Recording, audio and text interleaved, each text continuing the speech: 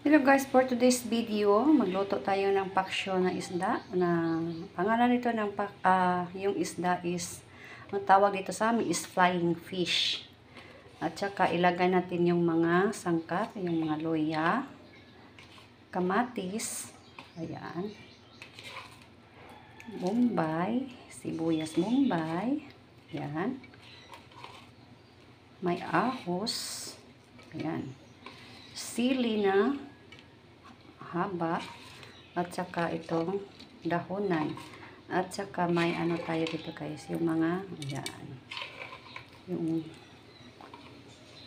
at saka ito ang ating lagay, at saka lagyan natin ng asin, lagyan na natin ng ano, imikos-mikos na natin dyan guys. Sa tingin nyo is marami yung ano, mikos-mikos.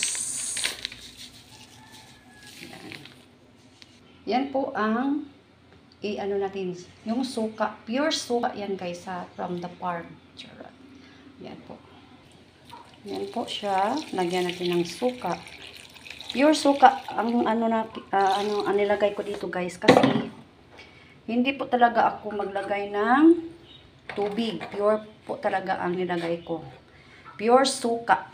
Hindi ako ano ng tubig. Kasi kapag ano ko siya ng, kahit hindi man ako kumain ng isda, ayan, alam ko talaga na kung paano ko siya itimpla, paano ko siya lutuin, para mawala ang lansa niya. Kaya hindi ako maglagay ng tubig. Suka lahat. Wala akong ibang nilagay dyan. Ayan. Ayan. Nilagay na natin yan sa kalan. Ayan. At antayin natin yan na maluto. Yan po guys. Ang ating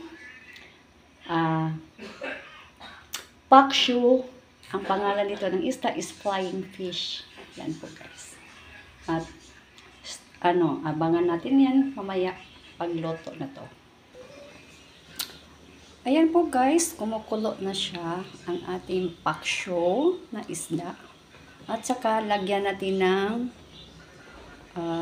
patis. Lagyan natin siya ng patis. Yan po guys, no? At antayin natin siyang kumukulo-kulo para lagyan natin ng kunting mantika. Yan po siya guys, kulong-kulo na siya. Diba? Lagyan natin ng kunting mantika. Yan po guys.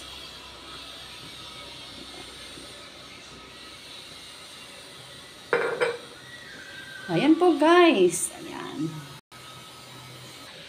Ayan po guys, may ano siya, may mga kunting bula. At kunin lang natin siya para medyo mawala ang kanyang ano guys. Yung malansa niya. Ayan. Kunin natin yung mga bula dyan. Ayan po guys. Thank you so much for watching everyone, and happy blessed Monday. Yan po ang aming tanghalian. God bless us all. See you for the next vlog. I love you so much everyone. See you there.